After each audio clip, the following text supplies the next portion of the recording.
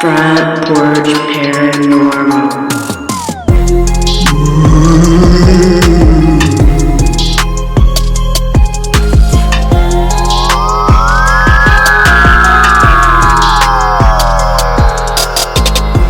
And welcome back to another great episode, well, at least I hope it's great, of Front Porch Paranormal. I'm your host, Dave Caudell, and with me is the lovely, the talented, my wife, Shannon Caudell. I don't know about the talent part, but I think it's another great episode. We have a great interview ahead, and I'm so looking forward to hearing it. Oh, yeah. Keith was amazing. Keith Age was, he was awesome. That's all I can say. Just how great of an interview it was with Keith, and we're going to listen to that here in a bit. Anything going on with you, Shannon, lately? Not much. How about you, Dave? Nothing much. You know, we just got past the summer solstice and getting ready to go into 4th of July. I want to remind everybody that we will not have a show next week. So it gives you guys some time to celebrate the nation's 250th anniversary. And I know right now there's some people, and I understand the way things are going right now. You feel like sometimes you don't have that much to celebrate.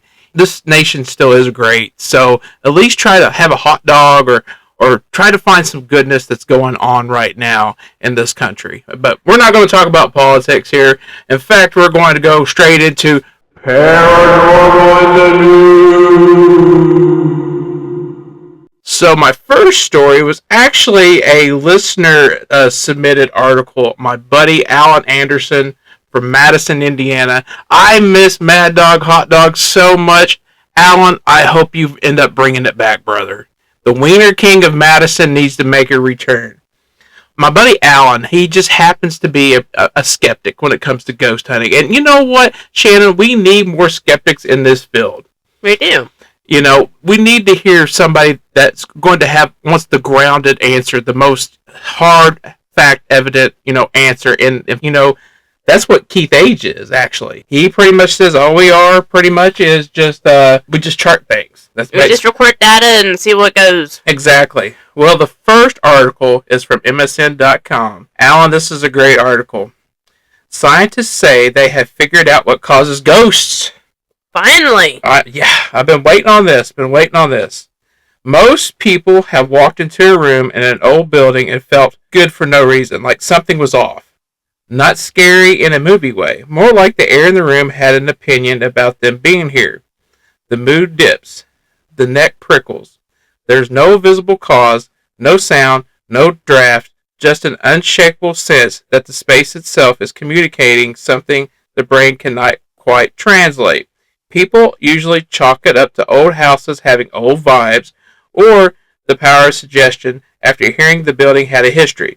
They move on. They do not think much more about it, except researchers have been thinking about it quite a bit. And in the spring of 2026, a team based in Canada published findings that might explain what is exactly happening in those rooms. The answer does not involve anything supernatural. It involves sound waves your body can detect, but your ears cannot. And it goes in and talks about what infrared sound is. Now, I'm not going to get into that. But it just says, according to a 2026 study in Frontiers in Behavioral Neuroscience, infrared is pervasive in everyday environments, appearing near ventilation systems, traffic, and industrial machines. So basically, they're saying these infrared waves are what causing you to think that a place is haunted. Now, I will say that this can be what is happening in some hauntings. Right. I think you should look for what you can solve. Why do you have this feeling?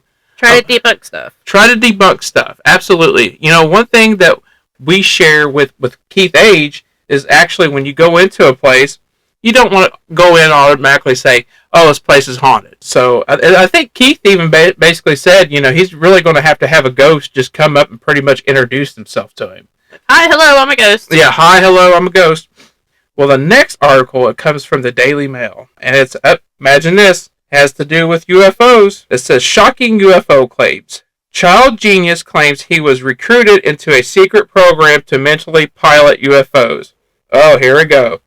A former gifted child has come forward with claims that he was removed from public schools and secretly trained to develop psychic abilities for military and UFO-related applications.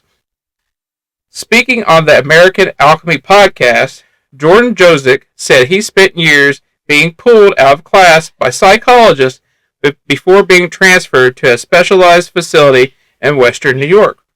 You know what this reminds me of? You ever seen the movie Ghostbusters? I have. Okay, you know at the beginning of it when Bill Murray's character is pulling the cards and he's trying to have the person, on the other end determine what it is? Yes. That's what it reminds me of. My question is, a former child genius? Yes. Does that mean he's not a genius now? That's what I was like. You said that, I was very thrown off on that. It's just the way it's worded here. Right. Former child genius. Yeah, he's dumb now. There he claimed he underwent experiments involving remote viewing, altered states of consciousness, and attempts to control technology using his mind. According to Josick, the goal was not simply to study gifted children, but to identify those with unusual cognitive abilities and train them for future roles in classified programs. Josick alleged he was recruited through a gifted and talented education program commonly known as GATE, after testing exceptionally high in certain academic categories as a child. I was in the GATE classroom. I drank the pink drink. It was just that there was a progression of more, he told podcast host Jesse Michaels, adding that he was trained to fly UFOs with his mind. GATE was established by state departments of education beginning in California in the 1960s to provide an advanced or specialized curriculum for high-achieving students. Many former students have claimed online that they were actually part of a secret CIA initiative to test the supernatural abilities of children above average intelligence. This reminds me of some Professor X shit. This reminds me of Stranger Things with Eleven. Exactly, and I think, a lot of those shows that we've watched over the years, like Stranger Things, X-Files, might be just a little bit of kernel of truth to this. They have to get the idea somewhere. They have to yeah, exactly. So our next story also comes from the Daily Mail, and it has to do with, I'm sure everybody's heard of Noah's Ark. Especially growing around here, you went to Bible school, right? So we all know the story of Noah's Ark. God floods the earth. Noah gathers animals, one male, one female, puts them on a boat, and that's the rest is history. So, but Noah's Ark is also in other tales like Gilgamesh, and so the story of Noah's Ark is not necessarily just in the Bible.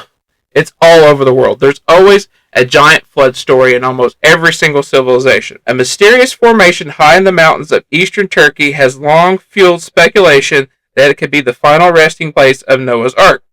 Now, researchers who believe they have made identified signs of a massive man-made structure buried beneath the site have received official approval to test the theory.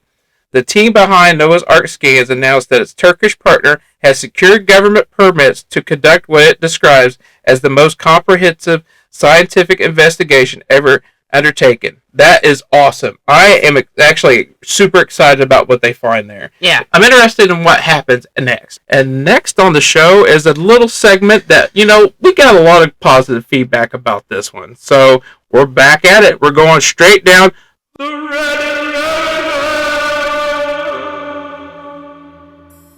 Take it away, Shannon. Alright, this first story comes from the subreddit of Ghost Stories, and is from user B6TM6N. That's a username right there. I'm assuming it's supposed to be Batman? That's what it looks like. Okay, so this is entitled A True Ghost Story. Not a fake one. Not a fake one. Alright, in the early days of the pandemic, wonderful time. Oh, yeah. When Australia was isolated and there weren't any COVID cases here, life went on pretty much as normal. One sunny afternoon, I visited a good friend of mine named B_, I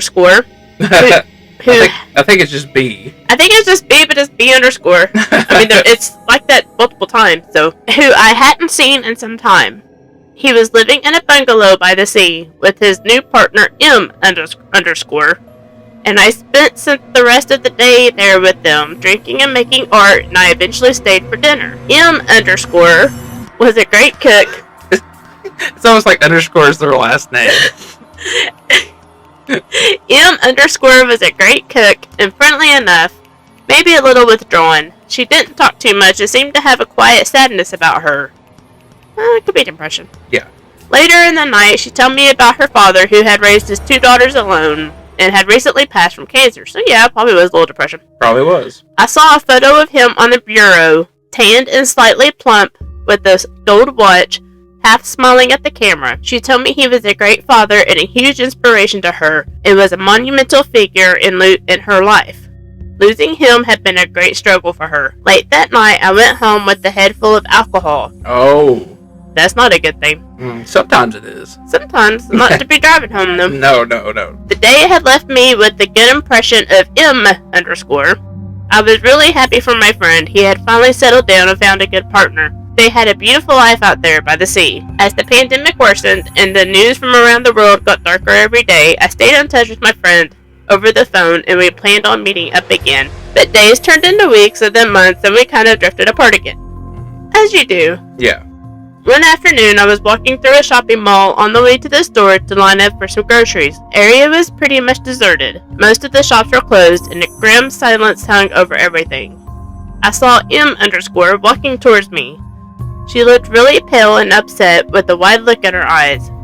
It looked like the pandemic had been hard on her, or maybe something really bad had happened. I smiled and waved at her, but she just looked right at me and walked past without saying anything. That was kind of rude. Yeah.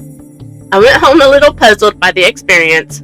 I kind of rationalized that she was probably a little upset that I had never come back to visit them, or that maybe there was something that had happened between my friend and M_ that made her not want to talk to me. The phone rang and it was my friend B_. He had come home from work during his lunch break and had found M_ in the backyard slumped over the stairs where she used to sit and take her cigarettes. She had died sometime in the morning. Oh, shit. This is a true story. Names have been removed out of respect for the living and the dead. So he basically saw her ghost. He saw her ghost. Well, it's tough being an _. It is.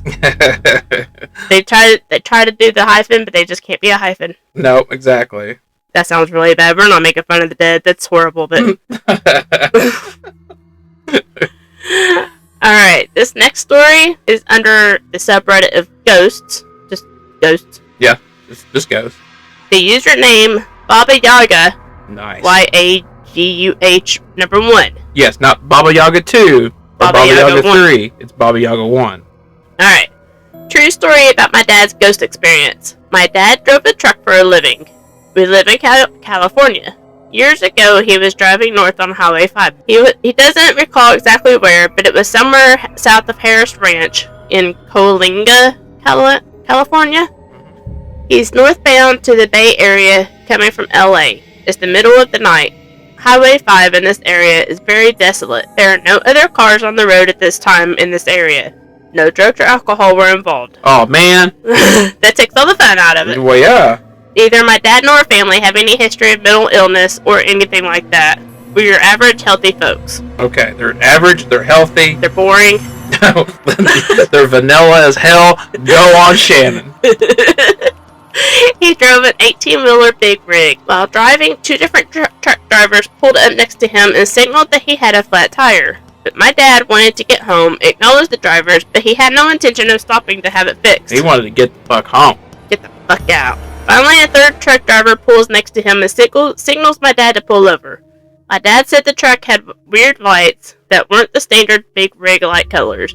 The truck driver parks behind my dad on the shoulder and he approached my dad's cab. He tells my dad that he has a flat tire and he should get it fixed so it doesn't catch on fire and cause an accident. My dad, not wanting to seem like he knew he was driving on a flat, acted surprised and then said he'd get it fixed.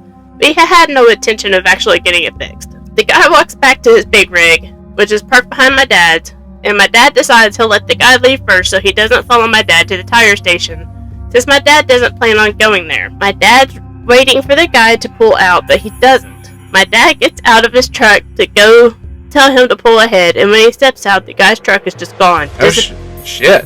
Disappeared. I asked my dad every critical question you can imagine here. There's no one else on the road. There's no way the guy could have driven away without my dad seeing. This freaked my dad out, so he pulled off at the next stop and found a gas station that could plug his tire. He told the guy fixing the tire the story. The guy said to report it to Highway Patrol because he's heard a few other people who have reported the same exact story. I don't think it needs to be reported to the cops. That was helpful, at least. This reminds me of Large Marge. For Pee Wee. Go on. My dad recently reached out to some people we know from CHP in NorCal. They hadn't heard of it, but since it happened around Central Cali, I've reached out to some friends to see if they've ever heard of it. I can assure everyone that my dad is not lying, not on drugs. There's no deception in the story. My dad's an extremely honest, humble person. It's one of those stories that I'd heard periodically when I was younger, and I started thinking about it recently, after a recent death in my family. Tell him that Large Marge sent you. Oh, jeez. Alright, the last one is under the subreddit of Ask Reddit. Okay, so it's an Ask Reddit. Alright, let's go. So the question is, Redditors who have worked around death and burial, what is your best ghost story? And that was asked by the user 8-Bit Eclipse with the username AddictedPunk. I used to be a security guard at a hospital. One night, while doing my rounds, I went into the surgery wing and was walking down a hallway when I saw a doctor looking at the whiteboard where all the scheduled surgeries are written down. I said, "Hello, doctor," and kept going. The doctor didn't say anything back, just kept studying the whiteboard, but that was kind of rude. Well, yeah, and I'm already invested because I used to be a security guard at a hospital. At night. At night. And I actually have a story a little similar. Go on, Shannon. Alright, when I got back to the security office, I was telling one of the guys that's been there for years about how I greeted this doctor, and he didn't say anything back. I asked if that's the asshole they told me to watch out for. There's quite a few of those in the medical field. Oh, yeah. I was asked where I saw him, and I said the surgery ward, and he gave me a smirk. He then explained that the surgery ward closes at 9 p.m., and that all patients are moved into the monitoring wards, where there should be no one there. He then asked me if this doctor was studying the schedule board. I said yes, and then he told me that I had just met Dr. Louis City. The city, yes. Apparently, some many years ago, one of the surgeons went up to the helipad and jumped off the building. Seems like he never stopped working, though. Damn. Wow. Well, I could actually relate a little bit to this story. So I never actually saw a ghost, but I experienced something that just cannot be explained. So when I used to work security guard at a hospital, a local hospital here in town, there was supposedly a ghost that haunted the building that was a former security guard. Well, one night I had to go to the surgery wing, and when I was there, I had to poop. And there was one particular bathroom that I liked to use that was behind the nurse's station. Now, this surgery wing, nobody else goes back there at night unless there's a surgery going on. But they always alert the security there if there's a surgery going on in case we're doing rounds, and we don't want to bump into anybody unexpectedly over there. So the only ones that had access to this wing was me and the charge nurse. Well, I went to go use the restroom, and when I was in the bathroom, I heard the chair move behind the nurse's desk up against the door. And this whole time I'm asking, is anybody there? Hello? I didn't hear a thing. So when I opened the door, when I was finished, the chair was actually pushed all the way against the door. And I went to talk to the charge nurse. I said, "Hey, did you happen to go back there?" She said no. I went and I looked at cameras. Nobody was back there. So were you scared in that instance? It scared the little shit out of me. Well, you'd already shit, so. Well, it helped. I'll just put it that way. All right, folks.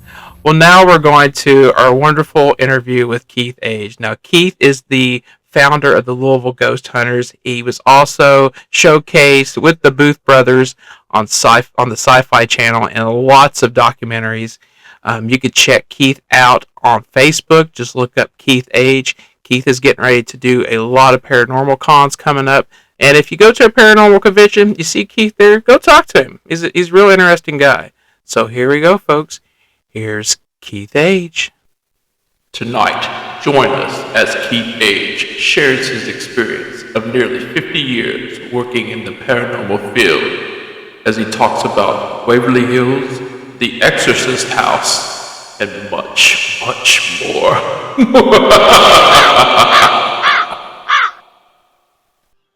And joining us tonight is the legendary rock and roll ghost hunter. You've seen him on the SyFy Channel, Spooked TV, the man, the myth, the legend, Keith Age. Welcome to the Front Porch, Keith. Hey, thanks for having me. I appreciate it. Hey, man, listen, I've been following you since probably about 2005. Probably since the first time I went to Waverly Hills. And I kept hearing the name Keith Age, Keith Age. And I've seen that you've set up at numerous paranormal conventions throughout the country. And I've always wanted to have the chance to talk to you, so here I am. Nice to meet you. It's nice to meet you, too. All right, so tell us a little bit about yourself and what first got you into the paranormal. Well, like you said, they call me the rock and roll ghost hunter. Music was my life, and still is. And when I was 16, and this is the 70s, total different time back then, I went on the road with some very famous bands, and we toured all over the world. And then when I came back, I met this young lady who would never take me over to meet mom and dad. And like I said, this was the 70s.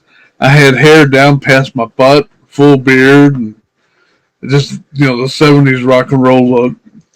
And I just figured, well, I'm embarrassing her or something. Well, on her birthday, her mother actually came over to my house and said, we'd like you to come and surprise her. Sure, okay, I can do that.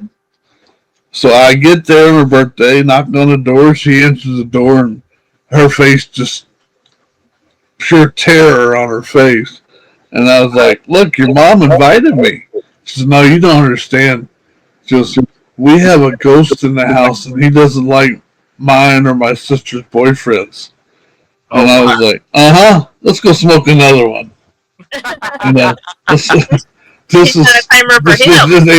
ain't happening. So went in, just a little bitty ranch house, and we sat on this couch. You could see down the hallway into a bedroom, the master bedroom, and we could see our reflection in a mirror. And something kept breaking that reflection. So I kept going up and looking and couldn't find nobody. And finally, after about an hour or so, I started being young, dumb, and stupid. I was like, show me, do something, prove to me, I don't believe in you, And I just kept doing that for the rest of the night.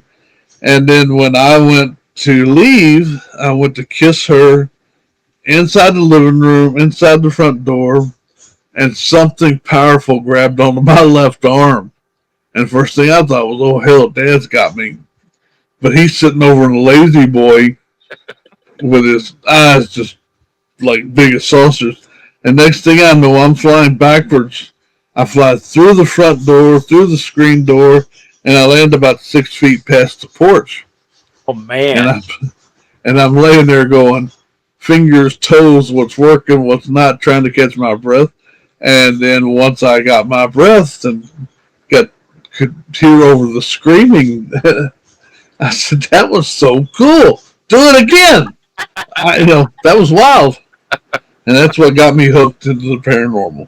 Man, that's a heck of a story. So you talked about, traveling the country on tour. Can you name some of the bands that you've toured with?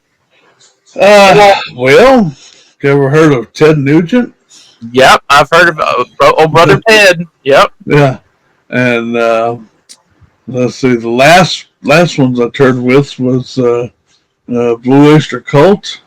Nice. I love BOC. Yeah. And you ever heard of Glenn Campbell? Oh, yeah. Oh, absolutely. Yep. The Rhinestone Cowboy himself. Oh, yeah. How about Johnny Lee? Oh, yeah. Mr. Johnny Lee. Absolutely. Yeah. And just a whole bunch of different other people. And a lot of my own bands and stuff. That's great. And I know you're the founder of the Louisville Ghost Hunters. And what are some of the difficulties you've experienced running that group? Well, it's a whole lot easier now that I don't have over 10,000 people. But in the heyday, the early 2000s, it was Ghost Hunters was the number one show. Our show was number two, and Patrick Burns' show haunting evidence was number 3, and everybody wanted to be a ghost hunter. So we had all kinds of people that joined and wanting to go ghost hunting and stuff. And locally, I would take 10 or 15 people, but we had a group of about 30, 35 total locally. But yeah, it's calmed down a whole lot. It's it's still a double-edged sword where people either think everything's haunted, or they wish everything is haunted, or they're just trying to get attention, or they have that 1% where something really is happening. So, I kind of took the long way around the barn. I apologize. No, you're fine. So you take a more scientific approach to your investigations. Can you explain to us some of the methods that you use to determine if a place is truly haunted? Well, first of all, I'm about as psychic as a brick. Okay? You've heard the stories of the Waverly Hills, but the guy getting hit with the bricks? Oh, yeah. That's me. Oh no. If I was psychic, I would have ducked. It's that simple. I don't like stitches no more than the next guy. And I have had my head busted open a few times from things being thrown through the air at Waverly and other places. But I'm not a scientist. I do it with as much caution as I can as an experiment and stuff like that. I can't quantify a feeling. My wife is an empath, so when she says she's feeling something, I believe her. Rick Hayes, same way. And a few others that, I do trust what they say, what they're feeling. But again, if my gear and my equipment does not pick it up, then, I can't quantify it. But mostly what I like to use is thermal imaging, because that is a direct science. And you either have something living, something dead, something warm, or something cold. That's about the best science you can get right now.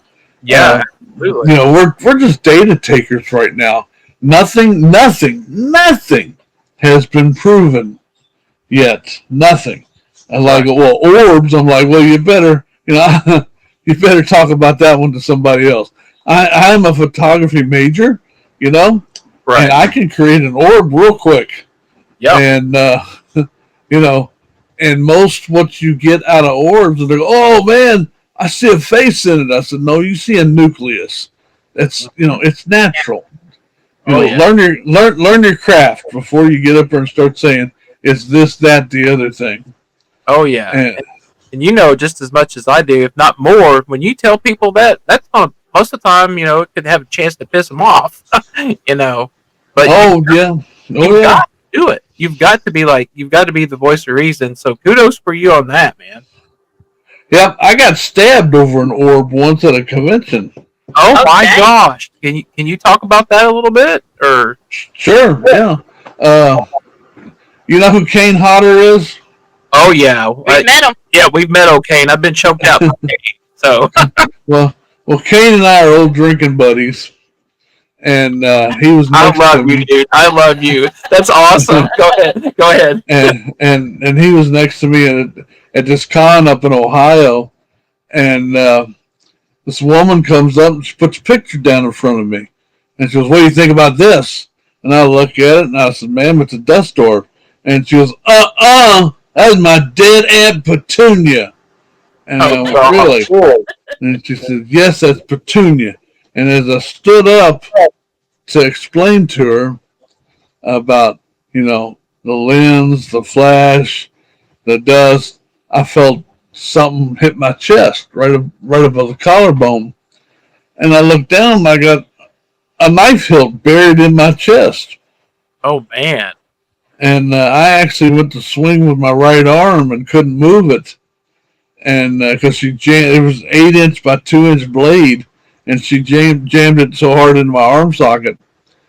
And so I ended up swinging with my left arm. and broke her jaw in 3 places. And then as I'm trying to pull this knife out, Kane got a hold of me. He's like, get off the damn knife, leave this alone. And I was like, man, I want it out. And he's like, you don't want this out. Finally, he ended up kicking my feet out from under me, putting me on the ground. And the sheriff got there, and the ambulance got there for her. Then the ambulance guys started working on me, and they taped that all up and everything. So anyway, several months down the road, she gets 17 years for premeditated attempted murder. Oh my God. Because she carried a knife into a convention. And so I was like, okay, later, see you. And then I said, can I have the knife? And the defense attorney and the prosecutor both looked at me and said, what the knife for? And I said, souvenir. And he gives me the knife. And like I said, it's an 8-inch blade serrated on the top, 2 inches wide, except for the tips broke off because part of that's still in my shoulder. Oh my God. And that's not my steak knife. Man. Keith, not too many people can say they've had Jason Voorhees save their life. Oh, he didn't save my life. Well, that's true. I mean, I guess he was kind of there for more of emotional support, maybe. Or if he's going to save my life, he should have jumped in front of the knife blade. That is true. That is true. Now, I know you've been heavily linked to Waverly Hills, especially after being on the Spook documentary. Can you? Well, I was linked to Waverly before that. Oh, okay. Can you take us back? Do what? So can you take us back to them? Did I what for them? Can you take us back to when you first started building?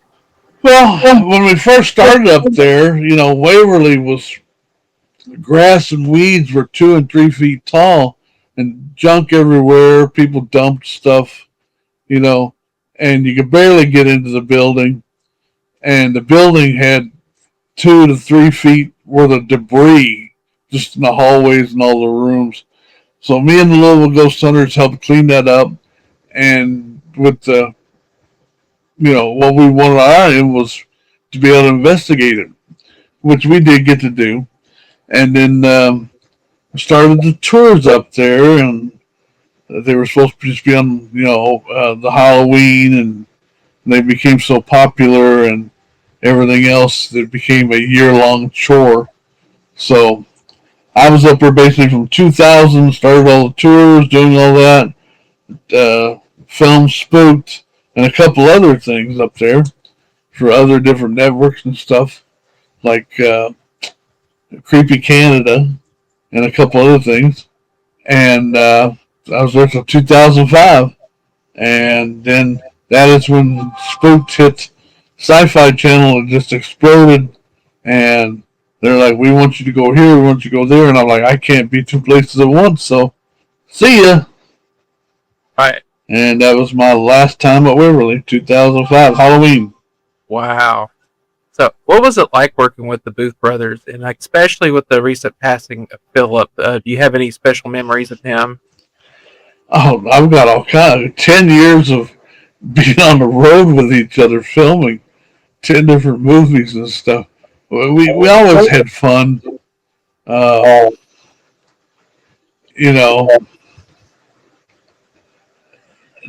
It's hard to talk about Phil. I'm still not used to that yet. You are good. You're fine. Yeah, and I was just talking to Chris last night. He's still pretty rough right now. But listen, we always had fun. We always came back with stories. I'll give you one. We were filming Children of the Grave, and we were coming back. And coming back from Lower Illinois, we're on 65, and Chris was driving. I was sitting in the passenger seat. Philip was sitting behind us with the camera, and I fell asleep like I'm wont to do when I'm riding. And I woke up hearing snoring behind me, and then I heard snoring next to me. I look over, and we're doing 105 mile an hour down 65, and Chris is dead asleep on the wheel. That was fun.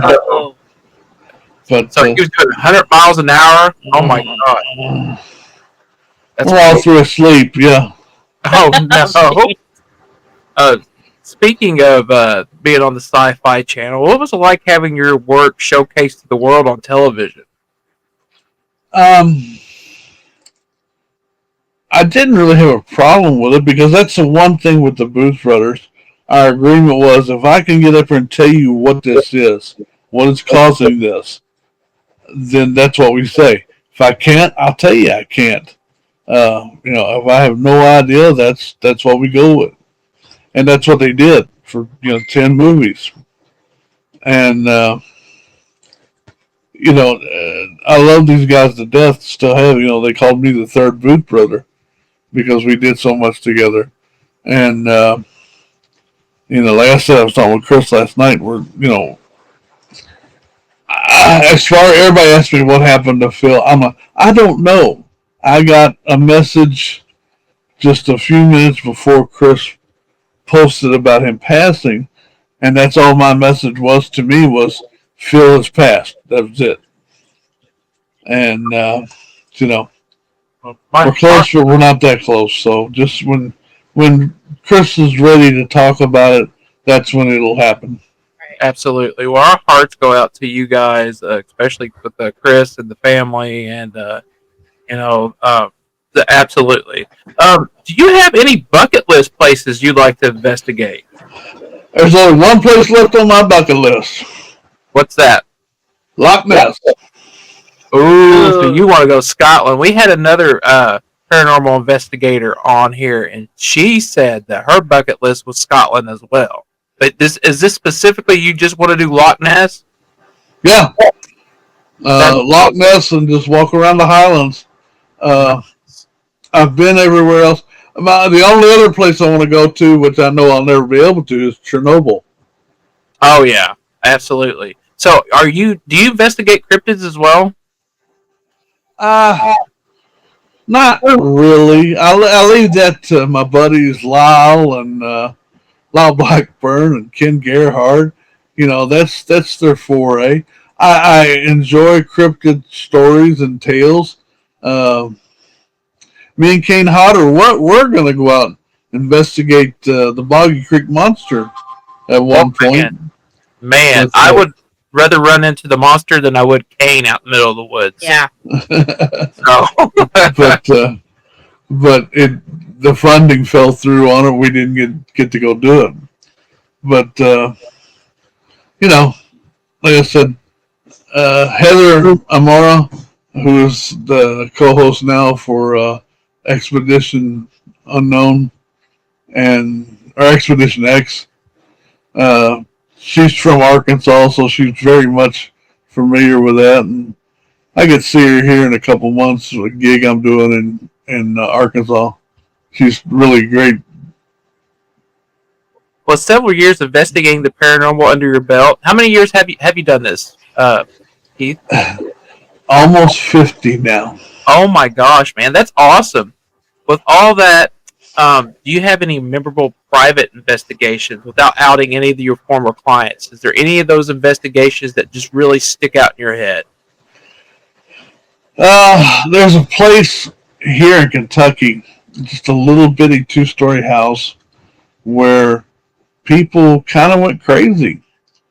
And, loving couples that got married, moved in, end up killing each other, and even there when we were there, we had a couple people, their whole attitude just changed, and one guy started snarling and jumped onto a girl and was trying to bite her, and another guy at the top of the steps above me was acting the same way, so I just decked him and threw him down the stairs, and we called ambulance for these people. And we had the house checked out with the fire department. No smells, no gas that could be detected. Just weird. Wow. Have you ever ran into any demonic spirits or any poltergeist activity? Any sort of different classes of paranormal? Well, as far as the demonic stuff, I have yet to see a demon. But as far as a ghost, I have yet to see a ghost like by the name of Bob walk up and go, "Hi, I'm Bob." I'm still waiting for that. That's right. This stuff doesn't happen on cue, and you're just lucky if you do capture it. And it's only about 1%. It's not every place you go something happens. If it does, you're just wishful thinking. I'm sorry. That's another thing. I won't bull crap you. I won't lie to you. I'll tell you what my opinion is, and what I've seen, and what I've been able to actually kind of prove. That's the whole thing. People go, "Well, I want this piece of equipment." I'm like going, "Why?" And they're like, "Because I saw it on TV." I'm like, "Don't waste your money. There's other stuff cheaper. Do the same thing. It just doesn't have as many lights on it." Exactly. There are some things, like I said, get a thermal.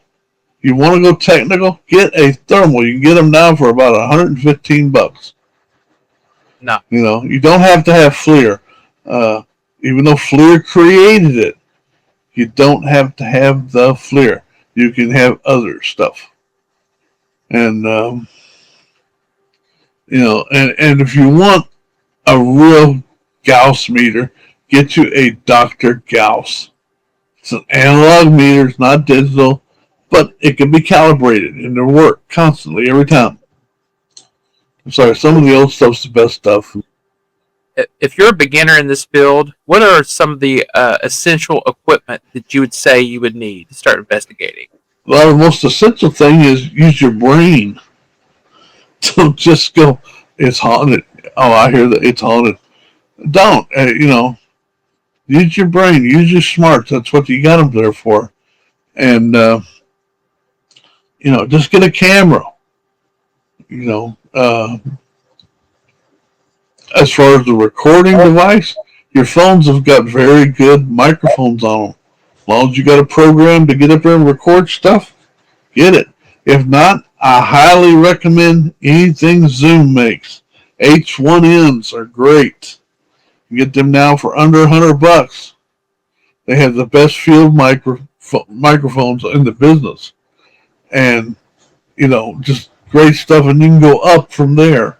I've seen people spend thousands and thousands of dollars on all this gear and equipment, and I'm like, "And which one are you going to use it at a time?" And they're like, "Oh, yeah, I didn't think about that." I'm like, "Yeah, right." I said, another thing you got to think of, this is the most boringest hobby that there is right now. And they're like, "What do you mean it's a hobby?" I said, "It's a hobby. Nothing has been proven yet." Number two, if you put out 16 cameras that are going to run for 45 minutes, 30 minutes to 45 minutes, and you put out 8, recorders, those will run for hours, and as long as you got a 64 gigabyte card in it. And I said, then the next day, once you're done, you have to go back and watch every single frame of every single camera. And it's like watching paint dry. Yup. Absolutely. And audio is the same way. Listening to try to catch EVPs, man. It's just like, and then you have to remember, okay, was anything going on in this, particular, and things like that. So, yeah. I tell people the same thing. I was like, you will be bored. Yeah, and if you're not willing to sit there and take the time to do all that, you're in the wrong business. Yep. You don't need to be doing this. So what is one thing in the paranormal community you would like to see change? You broke up. I did not hear you. What is one thing in the paranormal community you would like to see change? Oh, just the automatic, "It's a ghost. It's haunted." Just use common sense first. Again, I don't even really use the term ghost anymore, because we don't know what this is. It's a phenomena. We do know that. We just don't know what type of phenomena it is yet.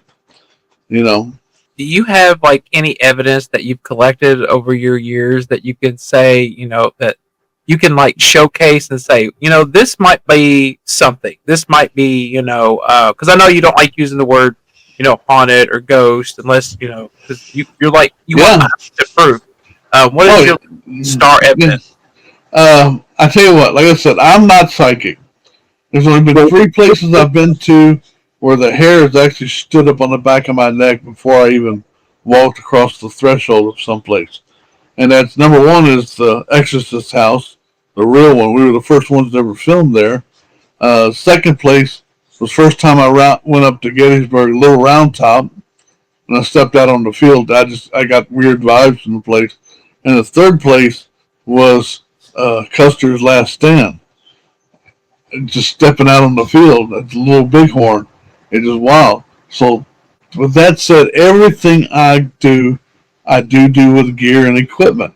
Okay, one of the best things I've got was what Philip Booth called the Peter Pan effect. We were filming at an orphanage in Upper Ohio, and if you go look, Children of the Grave II, you can see this. That's where it's at. And you'll see a thermal shadow that is doing everything that a grip is doing. A grip is a guy that's helping us move things around and everything. He's moving how he's moving and everything else. And then after 6 minutes, it walks away from him to the other side of the room on the wall. Wow. Now we sent that to FLIR, and I'm like, what is this? And they're like, how the hell should we know? And I'm like, you invented this stuff. Tell me. And they're like, we have no idea. So there's that. Also, for our new series that we're shooting called Bourbon Spirits, got a 150-year-old axe murder. Wow. By a German immigrant. And during an EVP session, one of my big gripes with any EVP session when you're dealing with another country or someone with it from another language, and you do EVP sessions in English, and you get English EVP back. I hate that. That just rubs me the wrong way. Right. When you're talking to somebody, what they take foreign language class while they've been dead. What? How are they understanding English now? There's Rosetta Stone beyond the veil. Well, in this murder case that we did, the axe murder case, I brought in an interpreter who actually can speak 9 different languages. So when Shannon would ask the question in English, he'd repeat the question in German. And we'd wait and really didn't get nothing. But then when I was going through the evidence, I saw this a little bitty blip on the vocal screen. I'm like, what is that? Well, I amplified it 184%. And when she asked, is there anyone here with us? In German, it comes back, Ich van bin, meaning I am here with you. Oh, wow. That's really cool. So that hasn't been released yet, but it will be. Can you tell us any more about Bourbon Spirits? What to expect? You will never hear. Did you hear that? That was a ghost. No, you won't ever hear. Bourbon Spirits. I am really swamped with a lot of stuff, so I got my friend Shannon Eden Humphreys and her team to come in and go investigate some places. And they've caught some really good stuff and things that we can't. Not only are they in the Kentucky area, but they've actually went up to the Roth House, which is one of my favorite places. And they got some pretty cool stuff. And we've shot 8 different things that's going to be featured on a YouTube premium channel next year. So, and it's just basically that. That's awesome because we have YouTube Premium. Because when you said YouTube Premium just a minute ago, my wife she just met me, so she's already excited. So you've already got 2 watchers. So Yeah, cool. Thank you. Yeah, it'll be streaming on YouTube. Can't wait for it. Oh yeah. You said you investigated the Exorcist house. Is this the one that's in St. Louis? Correct. Uh-huh. Okay. Can you tell us anything about investigating that place? What was that like? It was really interesting. Like I said, when I walked through the front door, the hair on the back of my neck stood up. I was like, wow, okay, this ought to be interesting. We were allowed to go in just certain parts of the house. And because the people who owned it were neo-Nazis, and there was a lot of stuff that we weren't supposed to see all over the place. Wow. And so we went up to his bedroom, and that's where we basically filmed a lot of stuff at, and got some really interesting stuff. So all I'll tell you is go watch the film The Haunted Boy, The Exorcist Diary. Absolutely. Did you happen to work with like any clergy or anything during those investigations?